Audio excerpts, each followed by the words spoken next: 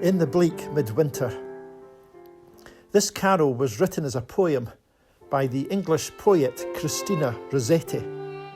Born in 1830, she began to write at a very young age and is well known for a number of pieces.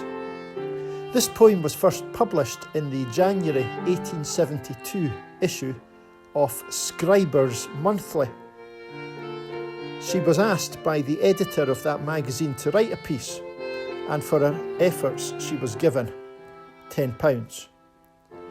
Later in 1885, she wrote another Christmas piece, Love Came Down at Christmas.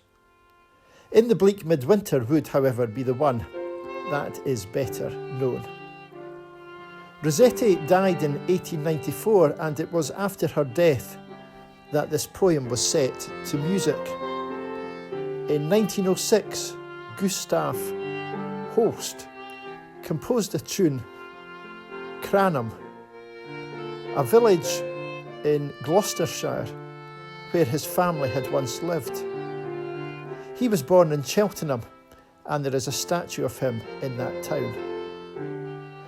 Then in 1909, Harold Darke, the organist at St Michael's Church, Cornhill, London, composed another tune, and his tune would be the one favoured by choirs. I want us to think about the poem and its strange commencement. I want us to think about the poem and its striking contrasts. And then I want us to think about the poem and its sublime climax. Its strange commencement. The bleak midwinter, the frosty wind, the frozen earth, the ice, the snow. Yet, although we sometimes hope for and we sometimes get a white Christmas in Britain, that would not be the case in Israel. And so those would not have been the surroundings in which the Lord Jesus was born. The poet, of course, would know this. Her description is not intended to be literal, but metaphorical. She is suggesting that when the Lord Jesus came to earth, conditions morally and spiritually were very cold. In John's Gospel, there are 4 statements that can be linked together, and although they can be understood in a natural sense, there's a deeper meaning to each. John 6, it was now dark. John 10, it was winter. John 13, it was night. John 18, it was cold. And in this opening verse, we've got a reminder of the coldness and the hardness that marked the world into which the Lord Jesus came. C.S. Lewis, in his The Lion, the Witch and the Wardrobe, has that memorable line about life in Narnia. Always winter, but never Christmas. Well, when Christ came, in a spiritual, moral sense, it was winter, but then things changed because of Christmas.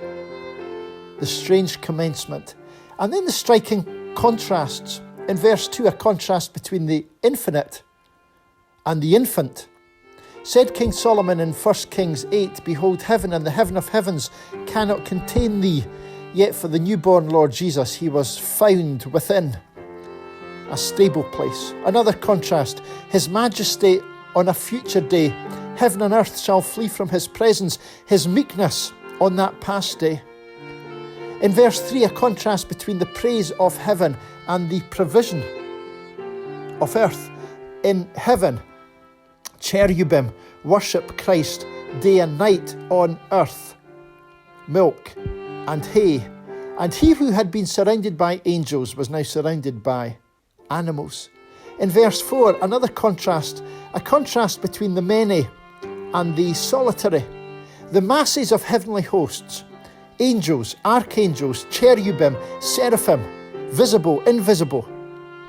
In contrast to that, on earth, his mother, her distinctiveness, a mother but still a maiden, her devotedness, she worshipped the beloved with a kiss. Striking contrasts, and then a sublime climax. What can I give him? Poor as I am. A shepherd could bring a lamb. The wise men brought their gifts, yet there is something that I can give. it's my heart. Now, Rossetti penned a poem about Easter. It's called Good Friday. In it, an encouragement to be moved at the crucifixion of Christ. Am I a stone and not a sheep, that I can stand, O Christ, beneath thy cross, to number drop by drop thy blood's slow loss, and yet not weep? Women and the disciple Peter and the dying thief and even the sky affected by the death of the Lord Jesus, yet the poet remained unmoved. Hence the cry in the final verse. As Moses smote the rock and caused water to come forth, the poet prays that the Lord Jesus might turn her hardness into tenderness and tears. We have the same idea in our carol.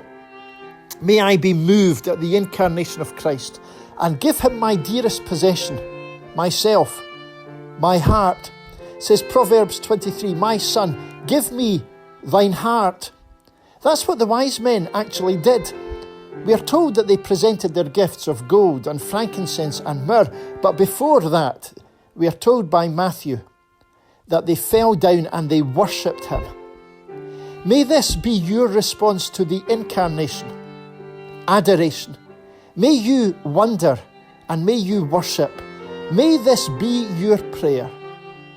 I give you my heart.